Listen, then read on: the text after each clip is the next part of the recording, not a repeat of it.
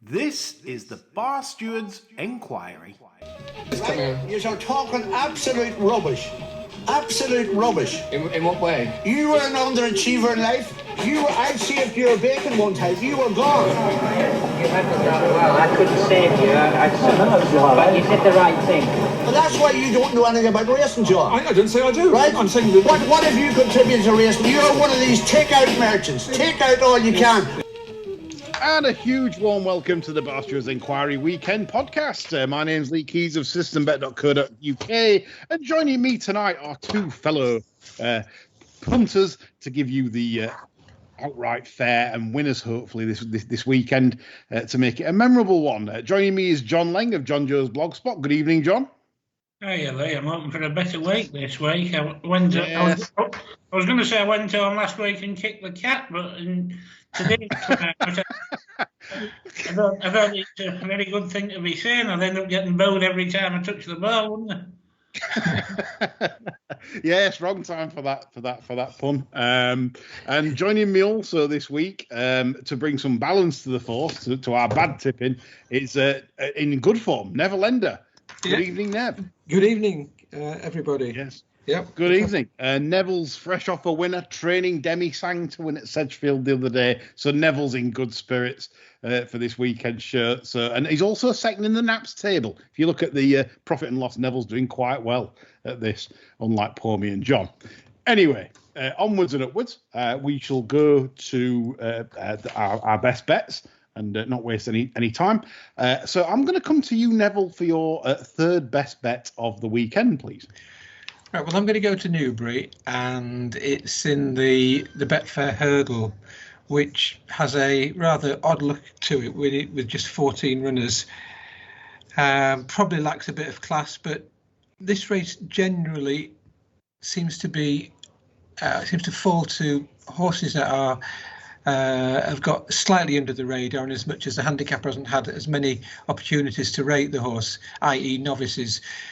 Although I do have a lot of respect for Nappers Hill, the Paul Nicholls form is a huge question mark, and for that reason I'm going to go for a horse that I think represents value. I'm not saying he's the best handicap, but I think he's fairly handicapped. Right at the bottom of the weights, Roarcast Uni of Gary Moore's, and Gary Moore's got a good record in this race as well. He's won it at least a couple of times. Roarcast Uni finished third on his most recent start in the race that one of the favourites, I'm just getting rid of something, when it finished third to First Street last time out, but prior to that it finished third at Cheltenham behind Lively Citizen, who has won since, and the second horse was one of his rivals on Saturday, Broomfield Berg. He's £10 better in with Broomfield Berg, and that is one of the 5 or 6 to 1 chances. Roarcast loves ground riding quicker than soft, which he will get. He'll get a strong pace to run off, and at least double figure prices, maybe 16 or 20 to 1. I think it represents value in a rather disappointing turnout for the richest handicap hurdle of the whole year. Super case you've made there, Nev. And 22 to 1 is available with Paddy Power Betfair. And 5 places, assuming you try getting a bet on with them though. Are you going each way? If you want 10 pence each way, you'll get on. You get full. You try and get 20 quid each way. But having said that, I mean, Sky Bet are paying 5. You've got Betfred paying 5. William Hill's paying 5. Are they really? So yeah, but that's all to win. Also win 1 point win for Nev, and we'll give him the 22s, and then Paddy Power will lay him because he's not flimping the each way. But he makes a good case there for Roarcast Uni.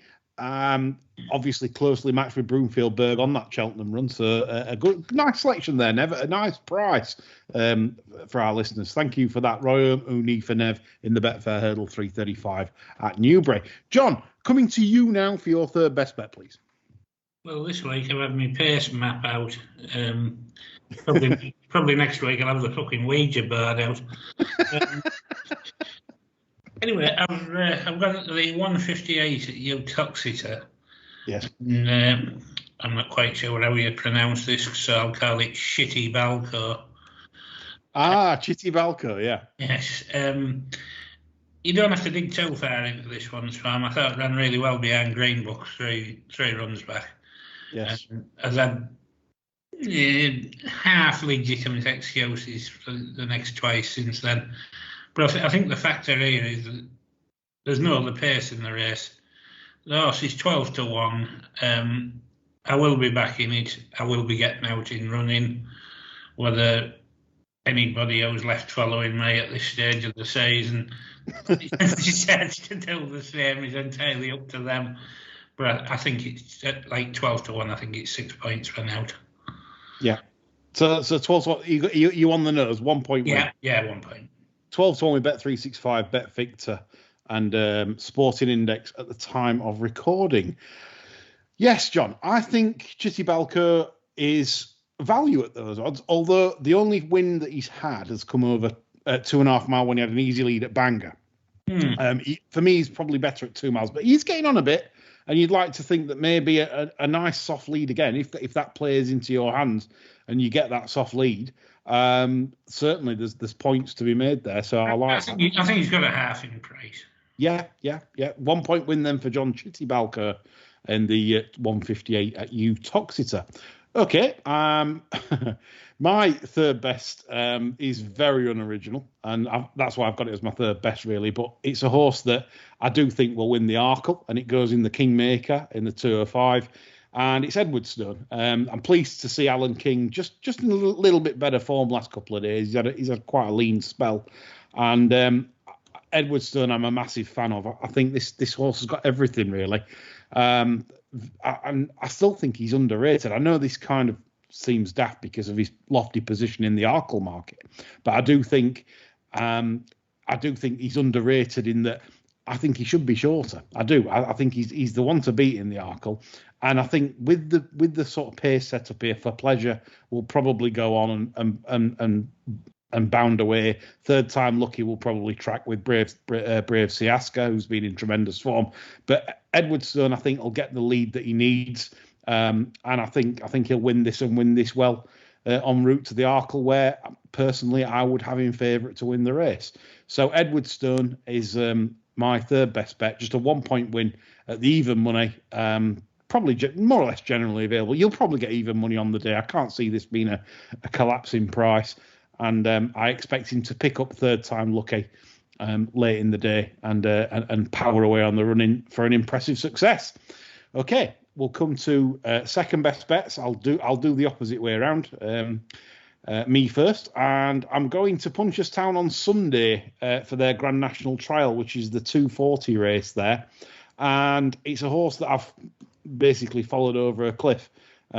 Cocoa Beach runs in this Grand National Trial, and he can't have it soft enough. He loves it hock deep, absolutely just loves it like a swamp mire. Now, Punchestown have got a lot of rain forecasts sort of Saturday and Sunday. Now, it's whether it transpires. If it transpires that the rain does fall and it's a softer, heavy ground, then Cocoa Beach will have an enormous chance. He heads the weights. This is easier than the Thyestes that he contested last time when he finished sixth behind Longhouse Poet. He was going ever so well turning in, but he just doesn't have the gears when the ground's not riding bottomless. And for example, he won the Thyestes in 2021 when it was nearly a minute slower than standard. Now, this year's Thyestes was running 18 seconds slower than standard. So I know they've gave it out as soft, but to run it 18 seconds slower than standard tells you that that's not Irish, boggy ground. So I don't think it played into his hands. I like the fact they've put Shane Fitzgerald on, taking the 5 off. Davy Russell rides for Gordon, and I'm pleased they've put Shane on because I think he's really good for his 5. He rides for JP McManus, Joseph, the baby Joseph. He's rode for him, and he's a real good conditional jockey. And I like that 5 off angle because that takes him down to 141. And remember, this horse finished 6th in a Porter's Town, 7th in an Irish National, and I think that's a massive price to be 12 to 1 with William Hills that they've put up. So I'm going to go 1 point each way. And they are obliging, but I'm not sure out of the place terms. We'll check that out, and I'm sure I'll not claim anything that shouldn't be claimed. But Cocoa Beach, But if you want to wait for that bet to see if the rain comes, keep a beady eye out tomorrow. If it's raining in Dublin and it's bounding down, then then that Cocoa Beach has got a better chance. So we'll move on from my second best selection there to John. I'll come to you, John, for your second best bet of the weekend. Yeah, this one was of tremendous interest to me, actually, and it's Flintara in the 453 at Yotoxeter again. I thought the time before last this horse ran a very eye-catching race, actually.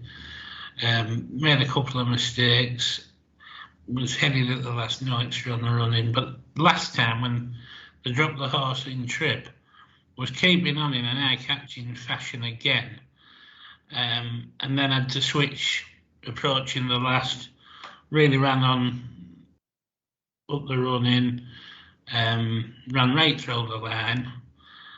Again, I've had my pace map out. I think it might be quite messy. I think Bannister will not mess her about. I think she'll probably get one of the more enterprising rides in the race.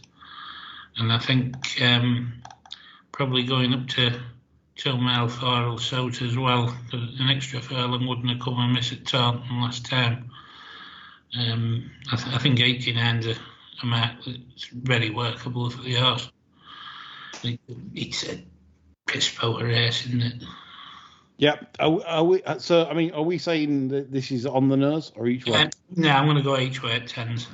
Each way at 10s, that's 4 places, Bet365. They're all 4 places in that race, 150 odds. So 10 to 1 Flintara for John in the 453. Thank you, John. Neville, your second best bet, please. My second best bet is a mare that's had 4 runs over hurdles. She's yet to win, but I am pretty sure that tomorrow will be the time that she gets off the mark.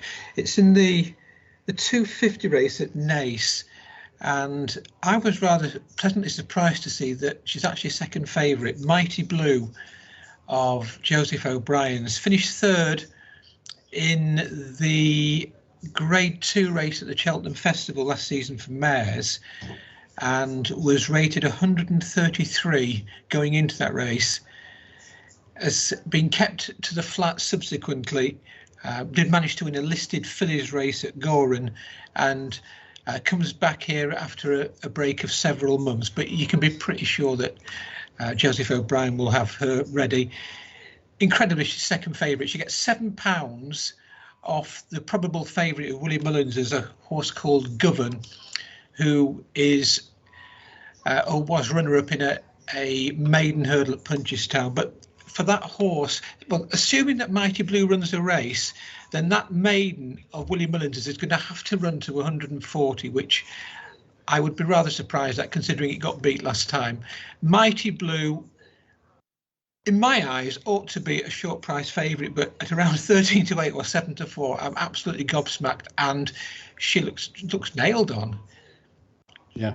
No. I mean, obviously, Mighty Blue, tremendous engine. She's got obviously rated 106, I believe, on the flat. Contested the York. Is it the Yorkshire Cup, the mile and 6 race at the Dante meeting, John, last year? Is it the Yorkshire Cup? It was what's known as the Bronte Cup now. Bronte Cup, Group 3, fillies and mares. Yeah. Sorry. Yeah, and obviously that was behind Tribal-Craft Urban Artist. Yeah, I mean, like you said, Nev, I mean, it looks extremely good. Like that £7, the £7 is a gift, isn't it? Really? Yeah. I mean, third in the mares, the 2 mile mares at Cheltenham last year, and like you say, getting £7, that makes a very tough indeed. So, lovely selection there from Nev. Dugout, if I may say so. Nev thinks it should be favourite.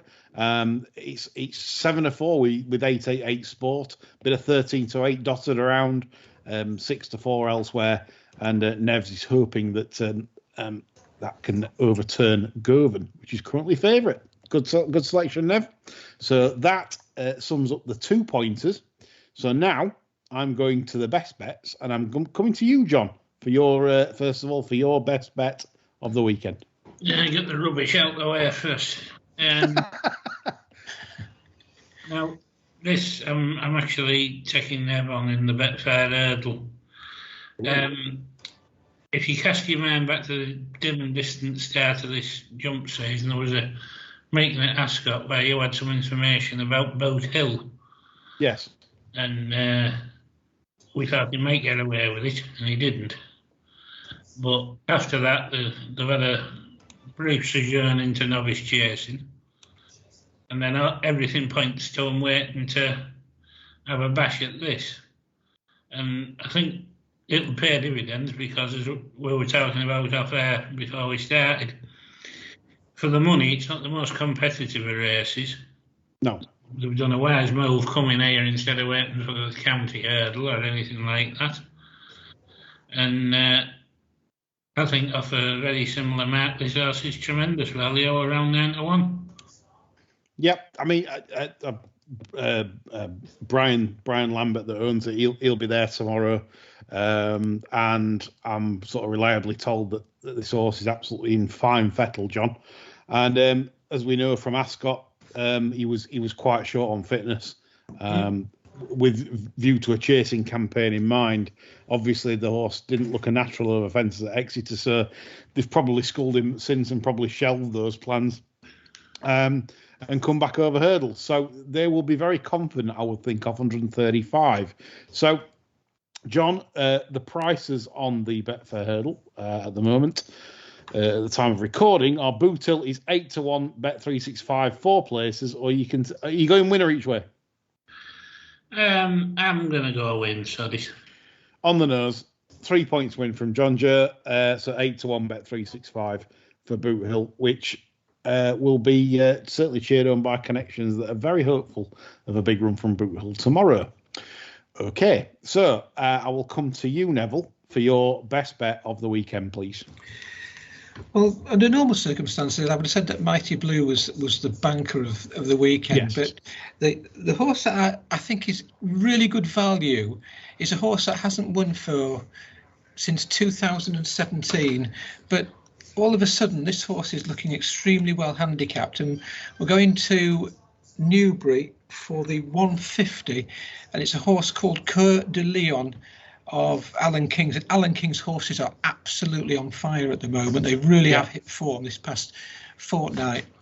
This horse, admittedly, was 4th of 4 last time at Wolverhampton in a race that he probably couldn't win. There was the same yard had Rainbow Dreamer in the race, who was rated something like a stone better, and they were meeting off very nearly level weights.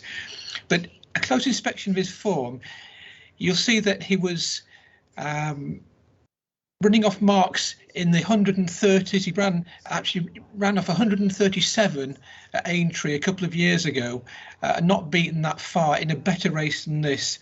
He's got good form at Newbury. My one question mark might be, does he want 3 miles? He's never attempted it before, but the fact that he's been campaigned over 2 miles 4 in that race at Ascot, Queen Alexandra. Oh, so no, the Ascot Stakes. The Ascot Stakes. And he got beat less than 5 lengths in that. Suggests, and of course he ran in the Cesarewitch and ran really well in the Cesarewitch one year. It suggests that he should stay the trip. They have put the cheek pieces back on him, and I think he'll probably go off favourite, although the overnight market's suggesting that he won't. But you look at the opposition as well, and you see that they're mainly made up of horses that have been failing over fences. The big breakaway, I'm sure this wasn't the plan at the start of the season to go back hurdling. Risk and Roll was a hunter chaser last year. Butler's Brief and Sussex Ranger have been chasing. I think he's got a right good look to him, this horse. At around 6 or 7 to 1, I think he's something to bet on. He's going to be my main bet this weekend. Brilliant. I love this because obviously you've got the trip angle in play and obviously the mark. And the only time he tried 3 miles over hurdles, he finished 6th over this course and distance. Sorry. It's Newbury. Newbury 150. So he was 6th over this course and distance behind Hill 16. And I remember the race because I backed the winner Hill 16, and they basically didn't go a good pace. The pace held up. Nothing got into it, Nev. And you look at that. Look, he ran off 131 that day. He's £9 lower today. Tomorrow, sorry. Yes, exactly. He's outstanding, isn't he, tomorrow, this horse? I think so. Yeah, I think they've gave him one crack at 3 mile, and to me it wasn't satisfactorily run because the pace held up. It was basically Hill 16, Lil Rockefeller, and they kept 1-2 throughout. And I think that's it. Nothing got in it from behind. So there's probably an excuse that day, why he didn't probably perform to his rating that day. So like you say, with a 1-2-2 rating, in what is not really a very competitive or strong race. I agree entirely. I think it's, and I also think with the stable being in form, it's the cherry on top of the cake, really. Yeah, absolutely. Yeah, Alan King, because everyone's been waiting for Alan King, who has had a lean time, and he's just coming cherry ripe at the right time. Which so for you Edwardstone backers tomorrow and in the Arkle, certainly bodes well. And for Nev's 3-pointer. So we look for the prices. Coeur de Lion is certainly been nibbled at Nev. Nev is 7-1 at the moment. Are you 3 points on the nose? Absolutely, yeah. 3 points on the nose at 7-1 Bet365 for Neville as his best bet. Cracking stuff. Right. Well, sadly for me, my best bet is also in the Betfair hurdle. So sadly, there's 3 runners. But the beauty of this, listeners, is that you can pick the best case that you like. And obviously, Neville's gone for Roy O'Mooney and made a very good case. John the same with Boot Hill. I've got no negatives really for Boot Hill or Neville's selection at all. And I'm going to be boring and go with Broomfield Berg at the 9-2 available, a 3-point win bet. Now, I know to some might think, well, anyone can tip that kind of thing. I get that. I get it if you think that that's unoriginal. However, this is a horse I've followed quite closely for all its career, really, and I've always thought this has got top-class talent. And when it won its bumper race at Southwell on second start, I just thought, geez, this has got some serious gears. And I think the second horse was Brawson. I think that's 130 now over hurdles, for example. I know comparing national flats to hurdles isn't always the way to go, but nevertheless, the engine was there. And they've had the horse in a hood because he's been tricky, mentally quite difficult, at home, etc. And Henderson contacts of mine got in touch with me to tell me before the Cheltenham run that he'd been working with all their top division, and and he wasn't out of place with that top division, the Constitutional, John Bon, etc. This horse has got a serious engine. And it's only because he refused that day. He came absolutely travelling like the wrath of God against Lively Citizen with Neville's selection back in third.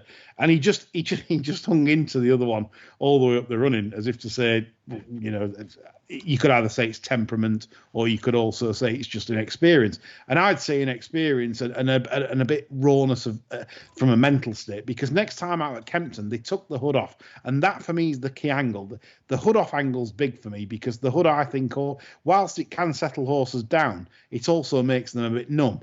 They don't know what's going off around them. And I do believe that taking the hood off can improve them.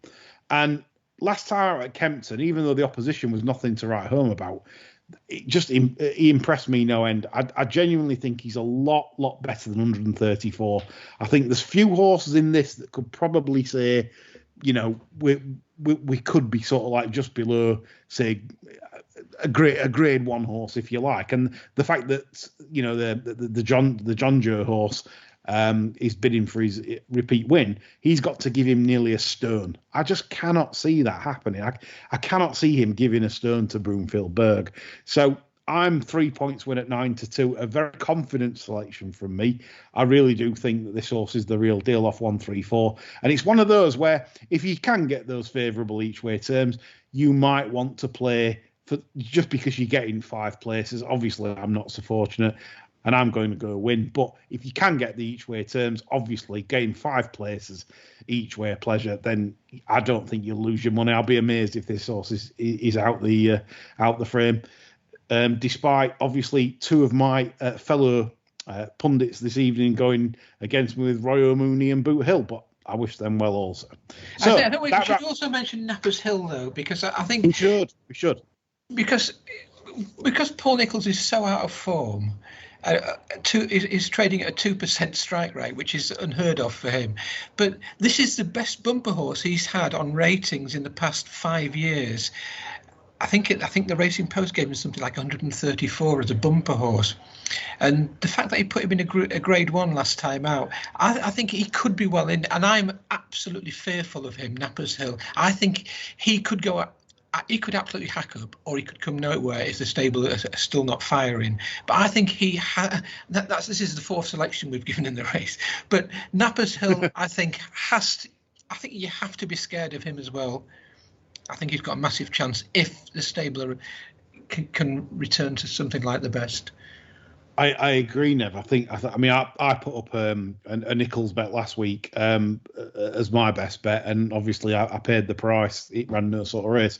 But like you say, I watched Nappers Hill at Ascot when he was behind John Bon, and he was given quite a delicate ride, as if to say, we'll try and beat John Bon, but if John Bon's going clear, we'll just look after him for another day, because obviously they must have thought targets further down the line. They were probably thinking this race and probably other races beyond that. Well, if we get beat 4 or 5 lengths by John Bon, not a problem. And I got that impression from the ride that Harry Cobden gave it when he knew he couldn't beat it. So it caught my eye that day as well. But yeah, it's a good case, and like you say, obviously drifting at the moment, 10-1 Nappers Hill. It's crazy, isn't it? I mean, it shouldn't be a 10-1 chance, I don't think. No. But you might know better after maybe the first one's run tomorrow, and the good horse in the first race.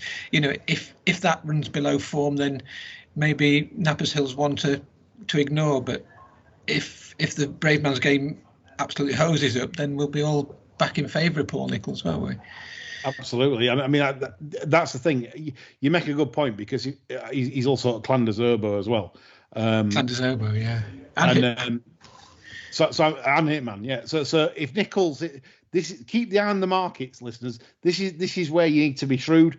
And despite listening to our tips, if Nicholls gets off to a flyer and it looks like that the feed's changed, whatever, and it's good stuff, then you need to be looking at Nappers Hill, because like Nev says, I totally agree with him that this horse could be extremely well in from this mark also. And at 10-1, you cannot leave him unbacked. And even if it's 8-1 after he's trained the first winner or first 2 winners, take the 8-1.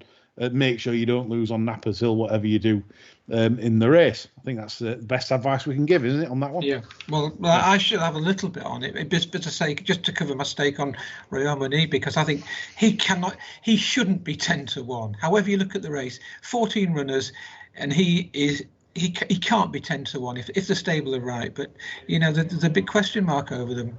But yep. Would Paul Nicholls be running some of his stable stars if he felt they were wrong? He wouldn't be, would he? This close to Cheltenham, because this is going to, if they are wrong, it's going to knock them back for Cheltenham. Brave Man's Game is one of his big fancies for Cheltenham. If that got beat tomorrow, I'm not saying it's well handicapped, because I don't think it is, but if that got beat, let's say it was tailed off or it pulled up, it's too near Cheltenham. So he must have a good idea that they are coming back. It must do. Yeah. No, I mean, this is, well, we'll come on to this then now, because obviously we've done the best bet. So the 115 at Newbury, which is the Roarcast Novices. I like the name Roarcast. We like that. Novices Limited Handicap Chase. And this reminded me of the old days when you used to get like a star novice or a Gold Cup horse giving absolute lumps of weight in handicaps, and I thought it's a tremendous spectacle to see. And as well, I mean, this race is certainly no cakewalk for Brave Man's Game, given that Pat's Fancy, he's up in the weights, but certainly the form's rock solid. Grumpy Charlie probably needs the ground a bit softer. But I definitely think he needs soft ground to be at his very best. But Brave Man's Game, Nev, then, I mean, this is a risk, is it not, running the favourite in this?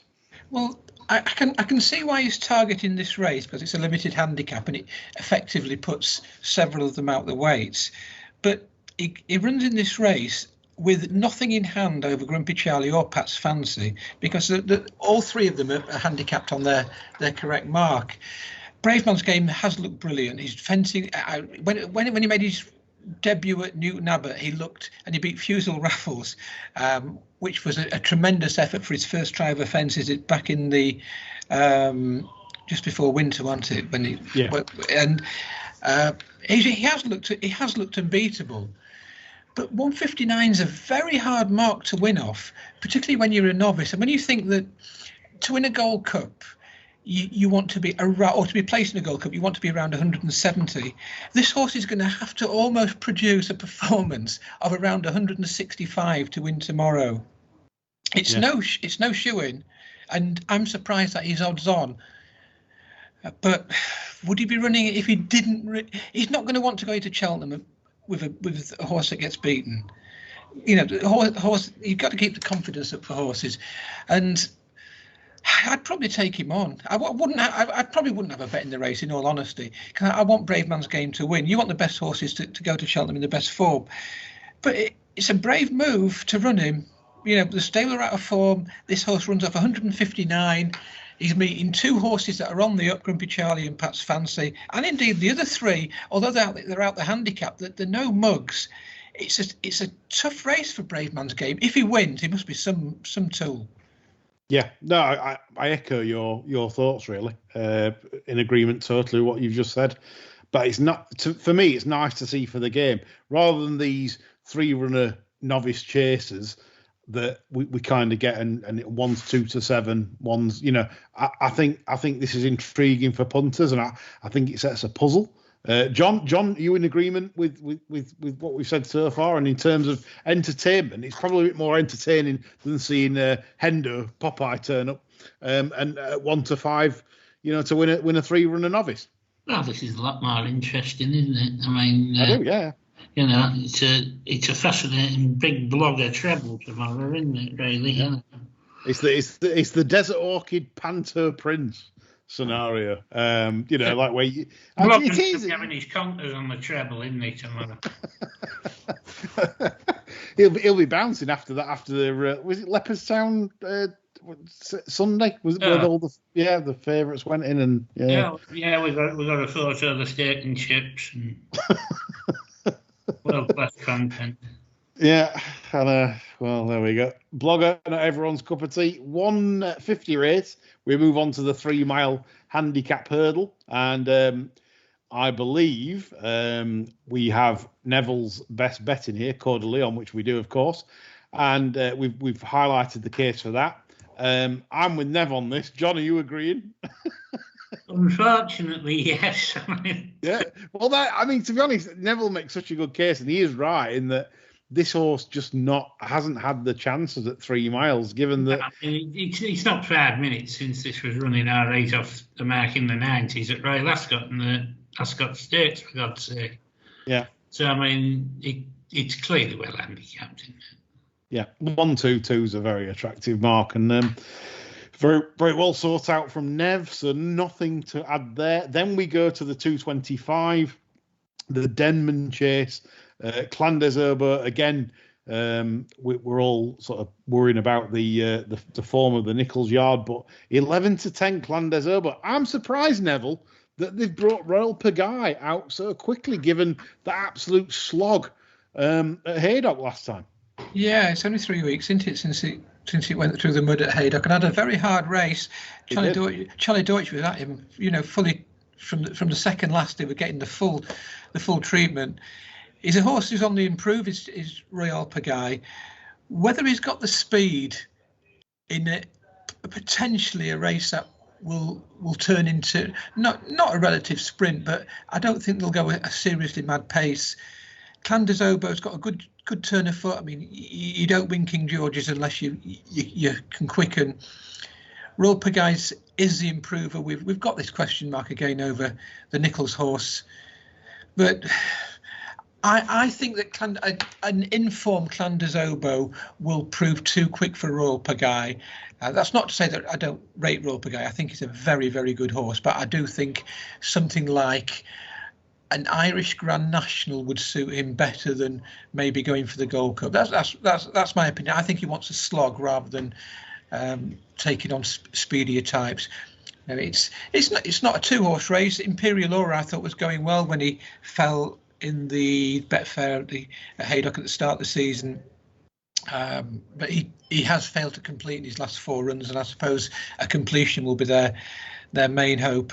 Durashi Counter's no chance at the weights, and Eldorado is thoroughly reliable, but is not in Clanders Obo's class. I think Clanders Obo will win if you trust that the Nichols horses are somewhere near the best. Yep, completely agree with that. Obviously, Royal Pagaille has got sort of legend status in the fact that he's the only horse to win off a higher mark as 160 plus, joining Twin Oaks and Jadami as past winners. Twin Oaks, yes, the Haydock legend. So Royal Pagaille has got a place certainly in many people's hearts after his last win, but I do worry for him. Like Nev says as well, this is not quite 3 miles either. It's an extended 2 mile 7, so it's even 120. It's 140 yards short of 3 miles.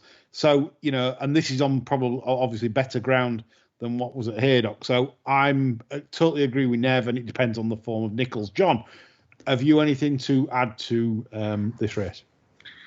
No, I think Flanders Obo, you've just got to put the Nichols farm to the back of your mind. Trust the fact that, as Nev says, he wouldn't be running his stable stars so close to Cheltenham unless he thought he got them right. And leg toe of the blogger travel. Indeed. Right, 3 o'clock. The Betfair Exchange game Spirit, won by some illustrious names in the past. I'm not quite sure that these names will fit the bill in terms of past winners. Whether I'm being harsh or not, I don't know. But 4 go to post after the withdrawal of Editeur de Guite of Gary Moore's. Any thoughts on this one, Nev? Well, the past 3 runnings of this race have been won by Altior, and as you say, there isn't an Altior in this race, but there are. All 4 of them are classy individuals. Apart from the horses that we have at Swallows Barn, I don't think I like a horse as much as Sky Pirate. Apart from my own horses, I absolutely love this horse. I think he's the epitome of consistency. In fact, I'm just looking now, his last 4 Racing Post ratings have all been the same, 161, and that is it just shows you how good he is if he can reproduce his best form on 4. And in his previous one there, he ran to 160, so he hasn't run below 160 on his last 5 starts. He's a horse that travels well. I don't think he'll win the race. I think he just lacks that tiny little bit of class. But I absolutely love Sky Pirate. He's just everything you want in a racehorse. We're in this position again where Nichols, everything's down to him. And Hitman is so well in at the weights. He's receiving £6 off So Royal when he should be receiving 3. He should be giving weight to Sky Pirate and Funambula Sivala. And he's only a 6-year-old, so you would anticipate more improvement to come from him. It's exactly the same as the earlier races. If the Nichols horses are okay, he should win. But do you want to take 2 to 1? I don't know. If the first 2 have gone in, it would be 2 to 1 would be interesting. Yeah, John, this could be one of those days where it could be literally a massive day for Nichols, or it could be everyone saying, "I told you so." Nichols horses just aren't right. What's he doing running them? There'll be a lot of after timing, I think, going off on social media one way or the other. John, do you think? I certainly don't think he'll have 1 win. I think it'll be 2, 3 or 0. Yeah. I think, and as you say, the after timing will be thick and fast probably after one of them's run, really. If Braveman's game bombs out, they'll all be jumping up the bandwagon. Well, it's always the old case, isn't it? If Braveman's game gets beat in the first, everyone, the after time brigade come out and say, "Well, I told you so." Why are you backing a poll? All the clever lads with trebles will be putting their bets up. And Hitman's even money now. I'm away, that it's quite pivotal tomorrow, isn't it? The Nichols action, really. I mean, I ain't agreeing so much with Nev, but again, I think he's just summed it more or less, summed the race up more or less perfectly. Hitman's very well in, and it's a perfect opportunity. Yeah. I was a little bit disappointed with him in the Halden. I thought he possibly might do a little bit better than getting within 5 lengths of Greentine on favourable terms. So the jury's out on that aspect, but on the terms of this race, like Nev says, it does look a favourite's chance, really. It's only the stable form that would probably put you off. The 3:35 race we've all covered in detail. Obviously, with three pronged in that, well, maybe 4 pronged if Nichols has the first 3, because we're all on Nappers Hill as well. But yeah, Broomfield Berg, Boot Hill, and Royaume Uni are our selections. With keep your out on Nappers Hill. We may as well back the field in that. We'll see you get all sorts on this podcast. So we'll move on to Warwick, and we go to their first race on the telly box, which is the 1:35, I believe, the Virgin Bet Warwick Mares Hurdle. Good old mares. We love a mares race, 4 runners, don't we? No. I'll tell you straight away how much I love a mares race. I'm out, in the words of John. Is that where you take the dog for a walk, John, when this happens? I'll shout him in after I put a bit of patty on it. Nev, have you thoughts on this mares race? Indefatigable heads the market at even money at the moment. Yeah, she's a really good mare. I was at Wetherby when she won on her seasonal reappearance, but the weights were in her favour that day. I suppose the weights are in her favour tomorrow. Marie's Rock, you can forgive her run last time because she got badly impeded by a faller, and she comes pretty close at the weights, 147, 146 at the weights to Indefatigable. And the other 2 don't really count. I don't know. I think that the Paul Webber horse is probably more reliable than Marie's Rock, who looked a good novice. She then had a barren spell last season, and she's come back. Probably Indefatigable, but it wouldn't really be a bet for me. No, not a betting medium for me either. But again, well summed up in that I do think Indefatigable is a lot more solid in terms of consistency compared to Marie's Rock. I think Marie's Rock, she was brilliant on Boxing Day when she won at Kempton, very impressive. And then obviously, like you said last time, never got a chance to show, so that'd be unfair to crab her for last time. But she does have a history of sort of bombing out now and again. I can remember when she ran in the race that I can never back the winner of, the Yorkshire Rose Mare at Doncaster. Miranda won the race, beat Floressa. I was on Floressa, and Marie's Rock just never run a race. She was beaten over 20 lengths, and I just think that's her really. She on a day she's very talented, but obviously you've got that risk. And that you don't know which Marie's Rock might turn up, so it's a tricky race and probably a gin and pate race. I can recommend Ardennes pate tomorrow, Sideret gin, and maybe some Dutch Gouda, John, from Marks and Spencer's. That was nice on the side of the plate.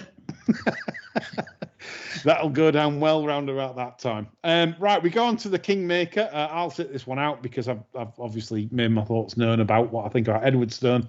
I would love Alan King as well to win the Arkle. I just would. I just think, we've had a barrage of the Irish and barrage of Henderson, etc. Be nice for Alan King to get back in the winners' enclosure at Cheltenham. Any thoughts on this, chaps? Well, I think Edwardstone's our only hope of a championship type win at Cheltenham, so I would hope he wins this as well. Okay. Well, it's very hard not to have been impressed by Third Time Lucky when he has won. He looks like a real. He's such a big, strong horse, and he travels like a dream. And I think when they took him to Cheltenham, they rather hit the front. Sorry, no, it was Sandown. They hit the front too soon with him. I think he's better when he's held up, and that showed at Doncaster last time out. Although it was only a 3-horse race, he had the measure of For Pleasure at the time when that one came down. It's guaranteed a strong pace, this race, for sure, which will suit Edwardstone and Third Time Lucky. I think Edwardstone's got a little bit more class, but I'm not underestimating underestimating Third Time Lucky, but I do think Edwardstone was a better hurdler and probably is a little bit better chaser. I think so, but I don't think it will be a shoe-in for Edwardstone. No, I mean, it's always. I mean, it is a tricky encounter, to be fair.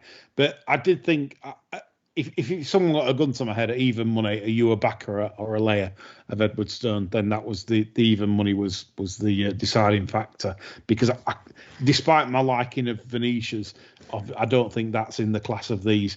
And obviously, For Pleasure will probably do his usual and make it a nice test for all concerned.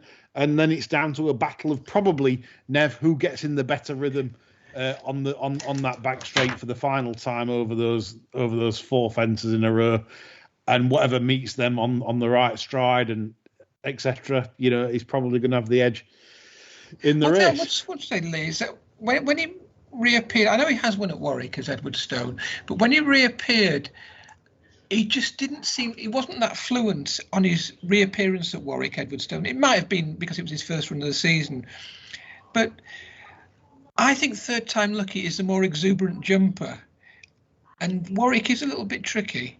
I think Third Time Lucky will sit on the tail of Edwardstone, and although I'm like you, if I had to have a bet, I would rather do with Edwardstone than Third Time Lucky, but I really don't think he's got much in hand. I think, if you gave me, which you wouldn't, if you gave me 6-1 Third Time Lucky, I'd be with that one rather than Edwardstone. Oh, of course. If the odds were right. I mean that's it. I mean, that's why I put him out as my third bet, because he's even money. I would probably make Edwardstone probably 4-5. I'd have Third Time Lucky probably 15-8. I'd have Brave Siaska a little bit longer. And that's my 100% book, so to speak. Obviously, For Pleasure would be 33s. So yeah, that's how I lie. So I just think even money, it's not bad if you get odds against Edwardstone, because I do think he's the best horse, and hopefully that will transpire. But good stuff. We'll go on to the final television race, which is the 3:15 race, the Virgin Bet Warwick Castle Handicap, and heading the market in this is, let's have a look, drum roll. It's quite an open affair. Celeb Dalen at 5-1, won its last 2 starts for Philip Hobbs and Tom O'Brien. That heads the market. Any thoughts here, Nev? Any interest? Well, he's won his last 2 races, hasn't he, at Haydock as Celeb Dalen, and he is improving rapidly. He won off 126 last time. He goes off 135, which for a 10-year-old, it is quite a climb. This has got a real good look to it, this race. There's some classy individuals. Cheltenham is so consistent, but he runs off 149, and Riders of the Storm is another one that you would consider to be well handicapped, but I think he's probably regressing these days. The one that I thought was worth chancing at a reasonable price is Nicky Henderson's Falco Blitz, who I thought wasn't suited by Kempton last time. He won he beat a good yardstick in Champagne Court. He runs off only a £3 higher mark, and he did jump to his left on more than one occasion that day. Had he jumped straighter, he would have won by more than a length. And, Warwick is left-handed. It will play to his strengths. At around the 6-1 mark, I think he has to be considered. But, it is a tough handicap. But Falco Blitz would be my idea. Yeah, it's interesting that Nicky Henderson said basically they've been struggling with the horse to predict, because he'd have said he was going better left-handed, and the last win surprised him. He didn't expect Falco Blitz to win last time. He said he'd be better left-handed. Going, you're on a flat track left-handed, that'd be more his thing. So he was quite surprised that he managed to win at Kempton last time. So yeah, fair point. 6-1 Falco Blitz. John, did you like anything in this? There's a little bit more pace on than I would have liked for this horse, but I think Riders on the Storm will travel well during the race. I don't think it's entirely dead just yet. I thought the debut this year showed enough to encourage rather than discourage. The horse has dropped the thick end of £20 in its last 6 runs, so I don't think you can deny it's well handicapped. And it would be another one, a bit like my third best bet of the weekend, where I think you could have a couple of quid on and get out at about half the price. Yeah, I mean, Riders on the Storm, very strong traveller.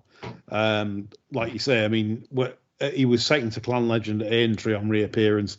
Obviously, not the horse he probably once was in terms of performances wise, but I think last time out, I think you can draw a line through it. I think it was one of those races where, you know, they're always tough races to win. The Cheltenham handicaps, you know, over 2.5 miles like that, they're always fiercely run, fiercely contested, and like you said, this will be a lot easier in terms of. I think you've got half a dozen points for now, really, because I think he'll jump and ping a few of the early fences and catch the eye, you know. So I think you'll be able to lay him about 7s or 8s.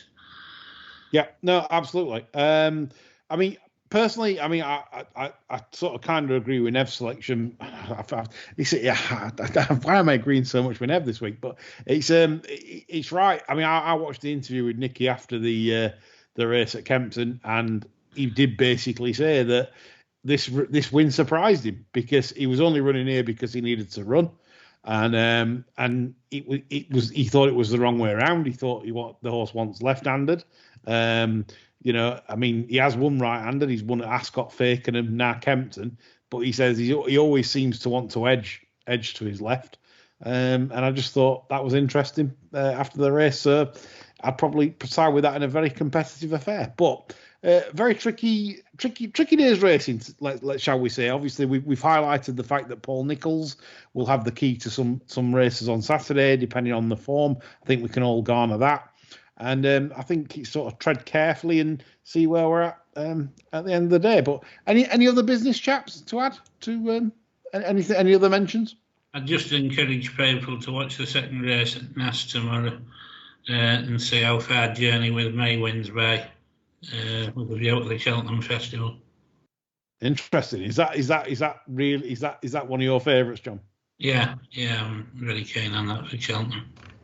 Journey with Me. So John wants to watch that in terms of how impressive that will be, winning the 2 mile 3 novice hurdle there at Naas at 1:40 tomorrow. So that just about wraps things up. I hope you've enjoyed the show. Myself, Nevenda, John, we bid you good evening, and we'll be back on Sunday with the Sunday sermon. Myself, John, and Chris Lorne Malvo from Twitter will be going through the hot topics of the week, shall we say. So that's all from us. Bye for now. Right, the show's over, boys. Thank you very much.